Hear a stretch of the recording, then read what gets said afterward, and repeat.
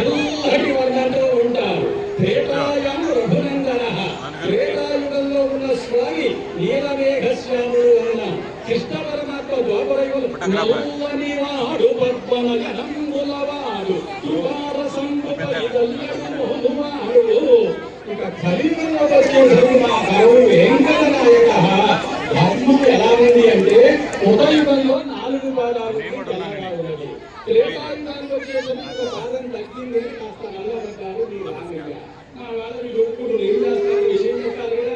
తర్వాత ద్వాపరయుగంలో వచ్చే ధర్మానికి 2 పాదాలు, అందుచేత నల్లని వాడు అయిపోయారు.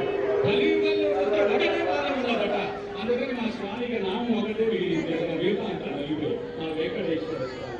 అంచేత భక్తులారా, మనకు ఈ రకంగా ఆలోచిస్తే మా అమ్మ బంగారమైన ఆ స్వామి వారు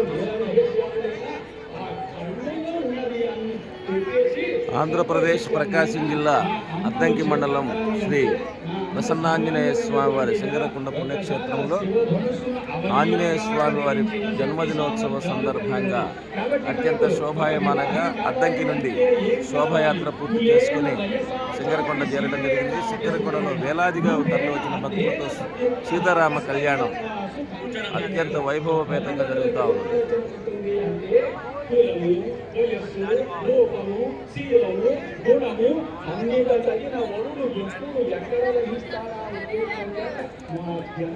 గాయని గాయకులచే భక్తి గీతాల ఆపన జరుగుతూ ఉంది.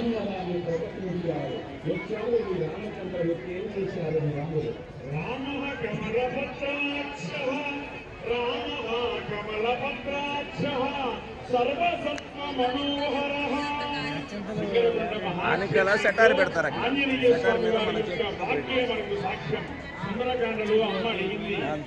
రామచంద్ర ప్రభు ఎలా ఉంటారు వర్ణించవయ్యా అంటే ఆంజనేయ స్వామి వారు వర్ణించారు.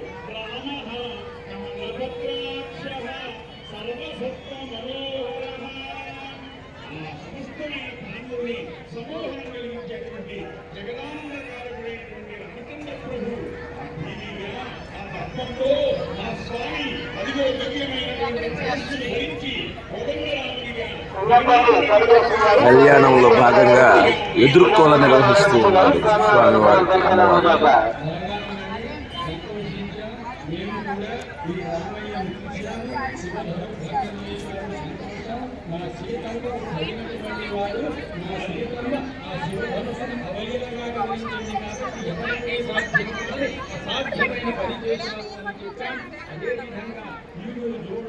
బాగా సరిపోయాయని ఆలోచించాం. కాబట్టి మనం ఇప్పుడు ఇక్కడ ఈ రకమైన మాట్లాడుకుంటే గుణగణాలు తెల్లవారైనా కావచ్చు, వాదాలు పడవచ్చు.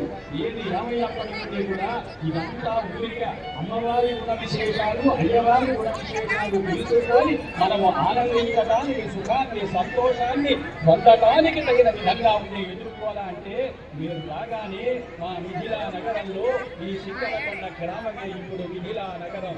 ఈ మిథిలా నగరంలో జనక మహారాజు గారు సమస్తమైనటువంటి భక్త